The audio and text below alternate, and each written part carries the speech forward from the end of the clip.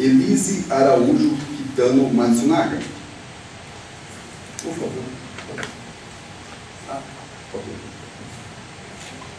Com qualificação dos autos, foi pronunciada por infração ao artigo 121, parágrafo 2º, incisos 1º, 3º e 4º, e ao artigo 211, ambos do Código Penal, porque, em 19 de maio de 2012, pouco depois das 20 horas, no interior do apartamento 172A, no edifício localizado na rua Carlos Weber, 1376, Vila Leopoldina, nesta comarca, teria, com ânimo homicida, matado seu marido, Marcos Kitano Matsunaga, fazendo-o por motivo torpe, mediante recurso que impossibilitou a defesa do ofendido e com meio cruel, bem como teria também destruído e ocultado o respectivo cadáver. O Conselho de Sentença, regularmente constituído e de conformidade com o termo de votação em anexo, afirmou a materialidade e a autoria do homicídio julgado à acusada e, afastando a figura privilegiada, reconheceu que todas as qualificadoras apenas a consistente em recurso impossibilitante da defesa da vítima, tendo ainda reconhecido a materialidade e a autoria do crime de destruição e ocultação de cadáver. Passo, então, à dosimetria penal, anotando que nem mesmo processos e inquéritos em curso podem ser aqui considerados, em razão do princípio constitucional da presunção de inocência, também observando, mutatis mutandis, que, como já decidido pelo Supremo Tribunal Federal, aspas, a acusação incumbe provar a reincidência, aspas, mediante certidão de trânsito julgado de sentença penal condenatória. A culpabilidade da réu na espécie é manifesta, uma vez que reconhecida pelo corpo de jurados no exercício de sua jurisdição contemplada no artigo 5º, inciso 38, a linha C da Constituição da República. Quanto ao crime doloso contra a vida,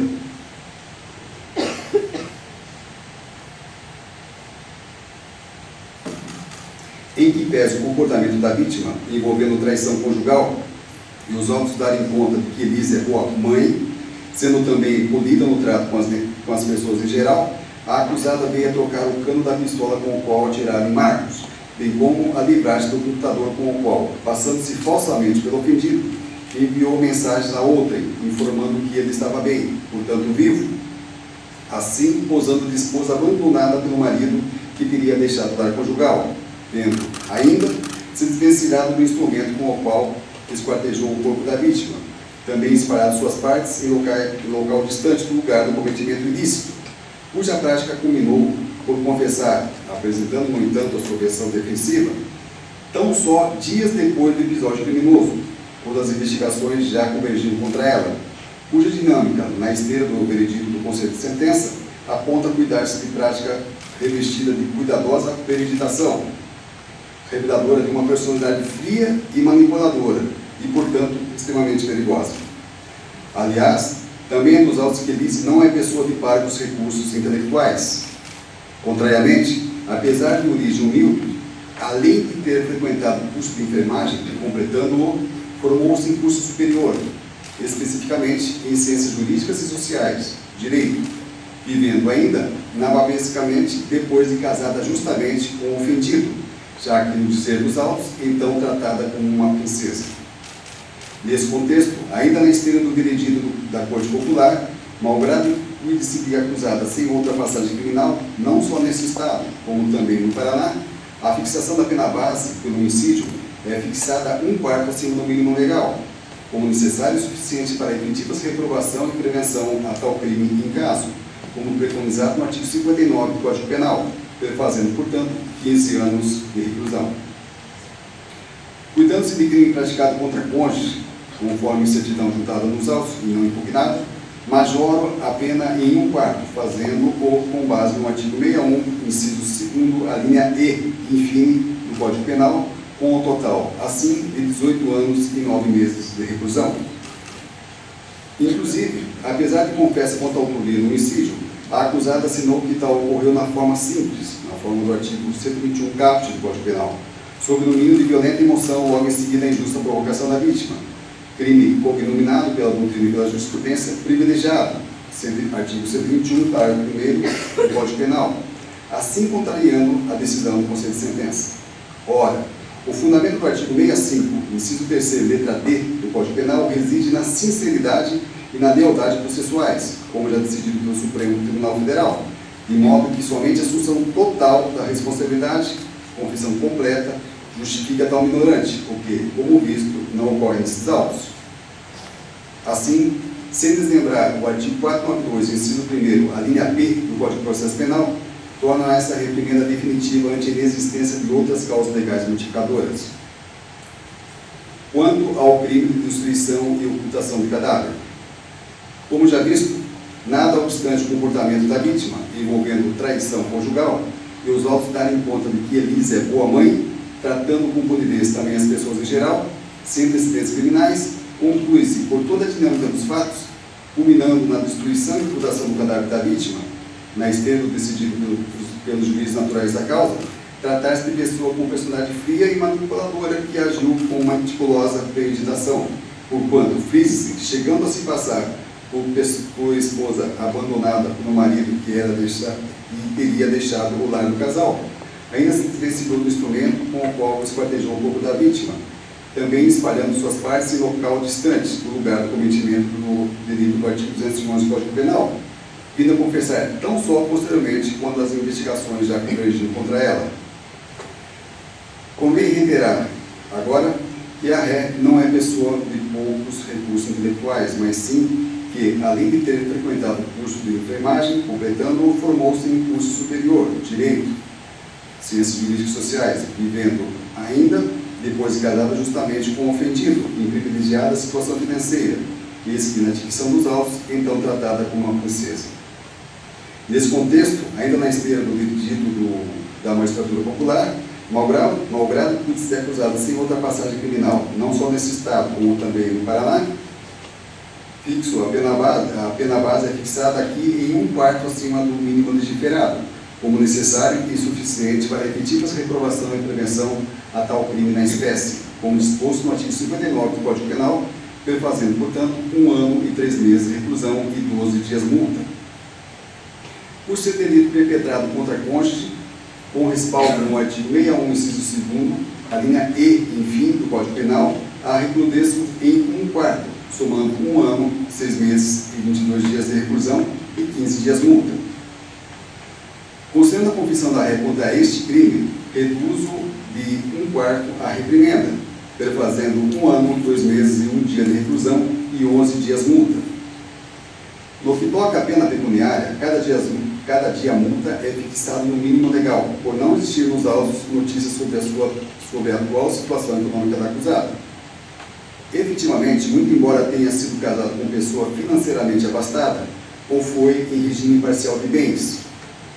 conforme a certidão no impugnado nos autos, encontrando-se em ininterrupta prisão desde junho de 2012, ou seja, há mais de 4 anos. Sem ouvido do artigo 492, inciso 1º, a linha B do Código de Processo Penal, torna essa pena definitiva diante da não existência de outras causas legais modificadoras. Quanto ao concurso de crimes no caso vertente,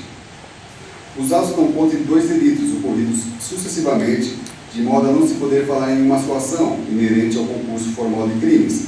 artigo 70 do Código Penal. Também não há hipótese de se reconhecer crime continuado, que reclama um razoável hiato temporal entre as ações a justificar tal fixio iuris, de mais a mais, como tem reiteradamente decidido, não só como tem sido reiteradamente decidido, não só pelo Supremo Tribunal, pelo Superior Tribunal de Justiça, como pela Corte Máxima, Supremo Tribunal Federal. Para o reconhecimento da continuidade delictiva, não basta o preenchimento de requisitos de ordem objetiva, isto é, cometimento de crimes com o mesmo modus operandi e nas mesmas condições de tempo e lugar, pois também se exige ainda os de natureza subjetiva, com unidade de desígnios, portanto. Nesse passo, tampouco se há falar em crime único, na medida em que 2 são os resultados naturalísticos verificados, caracterizadores de condutas autônomas com independência de desígnios, sempre dolosamente voltados contra 2 objetos jurídicos distintos, a saber, a vida humana, o homicídio, e o sentimento de respeito aos mortos no delito do artigo 211 do Código Penal. Como corolário, impõe-se o somatório das penas, em concurso material, a teor do artigo 69 do Código Penal, com um total, assim, de 19 anos, 11 meses e 1 dia de reclusão. Consequentemente, Quanto ao crime conexo, do artigo 211 do Código Penal, diante do quantum totalizador das penas, não se há cogitar em sursi processual, até porque a pena superior é 1 ano, e em suspensão condicional da pena, tampouco em substituição de sanção por pena resistiva de direitos. Quanto ao regime de cumprimento penal, em casos que tais, com o reconhecimento de concurso material de crimes, as penas devem ser somadas para a fixação do regime de cumprimento inicial. Bem a propósito, em sua obra Execução Penal, da editora Gênio Método, as ensinanças de Norberto Avena Mutatis Mutandis, aspas, na hipótese de concurso de crimes, deve o juiz considerar, para efeito de fixação do regime inicial, o total das penas impostas, somadas, no caso do concurso material e do concurso formal impróprio, ou exasperadas nas hipóteses do concurso formal próprio e do crime continuado. Aspas. Insta a notar também que, debalde o atestado de conduta carcerária juntado, datando a prisão desde 4 de junho de 2012, não há tempo a autorizar a progressão de regime prisional, tampouco com lastro no parágrafo 2º do artigo 387, introduzido no Código de Processo Penal pela Lei nº 12.736/12. Nessa contextura, sem lembrar o artigo 33, parágrafo 2º, a linha A e parágrafo 3º, terminado com o artigo 59, inciso 3º do Código Penal, as penas em caso serão inicialmente cumpridas no regime fechado, até porque ainda envolvem hediondice nos termos do artigo 1º, inciso 1º e artigo 2º, parágrafo 1º, da Lei nº 8.072/90. Inexistindo no contraditório respectivo pedido formal, que é pressuposto para análise da correspondente reparação de danos, não incide nestes autos o artigo 387, inciso 4º do Código de Processo Criminal. Ante o exposto, e em consequência da votação realizada, reconheço e declaro a condenação da réia Elise Araújo Kitano Matsunaga, com a quantificação dos autos, combinado com o artigo 69, concurso material, e com o artigo 61, inciso 2º, a linha E, enfim, do Código Penal,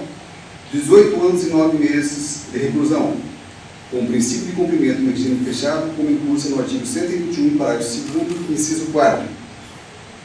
emprego de recurso impossibilitante à defesa da vítima, do Código Penal. E há 1 ano, 2 meses e 1 ano e 1 dia de reclusão, com cumprimento inicial no regime fechado e a 11 dias multa no menor patamar unitário, por infração ao artigo 211 do Código Penal, destruição e ocultação do cadáver do ofendido. Quanto a recurso em liberdade, em caso desse jaez, homicídio consumado e qualificado, além de destruição e ocultação do cadáver da vítima, o encarceramento provisório se faz imprescindível para a segurança da ordem pública. Aliás, a gravidade do irrogado emerge da própria Constituição Federal, com hediondice e assim insuscetível, inclusive, de fiança, conforme artigos 1º, inciso 1º e 2º da Lei 8.072/90. É bem de ver, a propósito, que a Lei de Crimes Hediondos harmoniza-se com o rigor constitucionalmente endereçado a casos que tais, onde o regime previsto para cumprimento inicial da sanção carcerária é o fechado. Mas não é só. Não se trata de situação onde, logo após a prática homicida, a acusada prontamente se apresentou à polícia para noticiar o ocorrido, esclarecer as suas circunstâncias e declinar onde se encontrava o corpo da vítima, assim efetivamente colaborando com a justiça. Contrariamente, é dos autos que a acusada forjou a verdade sobre o acontecido, alegando o desaparecimento do ofendido que sabia inexistente, vindo a confessar a autoria delitiva tão só posteriormente às investigações policiais levadas a efeito. Bem a propósito, também é dos autos que a ré, com o veículo, tentou distanciar-se desta capital, onde residia, levando consigo as malas contendo o corpo do marido já esquartejado, mas, também com o documento do carro vencido, acabou desistindo de ir para outro estado, Paraná. No entanto, mesmo assim, é dos autos que os despojos da vítima não foram, ao depois, deixados pela ré nesta capital, local da morte, mas sim por ela ocultados em outra cidade, aliás, em lugares diversos. Vale dizer, os autos não dão conta de situação com materialidade objetiva e indício de suficiência de autoria admitidos desde o início pela acusada, que, na verdade, como hoje decidido pelo colegiado popular, matou brutalmente o marido. Ora, quadros fáticos dessa ordem não se compatibilizam com quem que, se solta, irá comparecer quando buscada para o cumprimento das penas impostas, assim pondo em risco, portanto, a efetiva aplicação da lei penal. Nesse conjunto, nem mesmo criminalidade, bons antecedentes, residência fixa e ocupação lícita podem, na espécie, amparar qualquer outra medida cautelar que não encarceramento.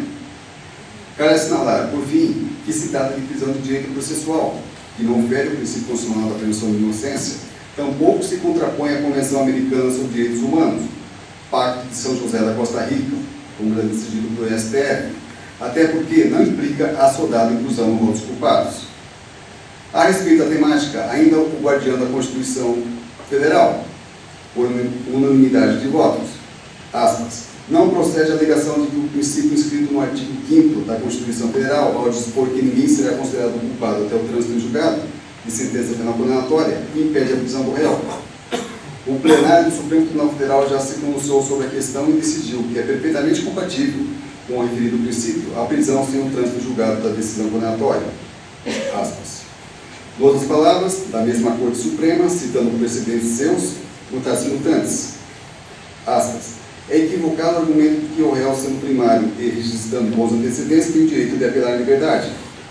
Com efeito, mesmo que presentes esses requisitos, a prisão cautelar pode ser decretada se ocorrer, como no caso, qualquer das hipóteses do artigo 312 do Código de Processo Penal. Aspas. Tampouco se irá falar, nesse contexto, em relaxamento da prisão por excesso de prazo,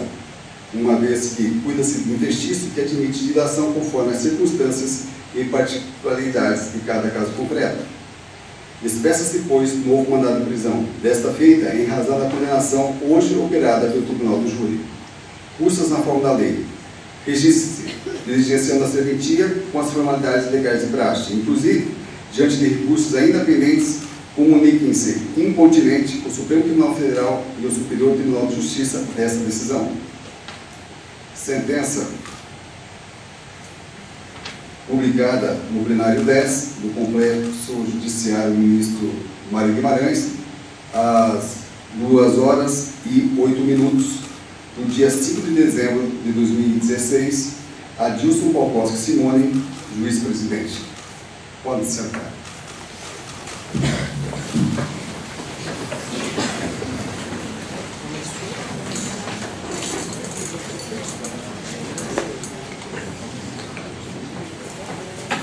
Reiteramos os meus agradecimentos, agradeço por fim a Deus, sem o qual nada somos. Tenham todos uma boa noite. Está encerrada a sessão.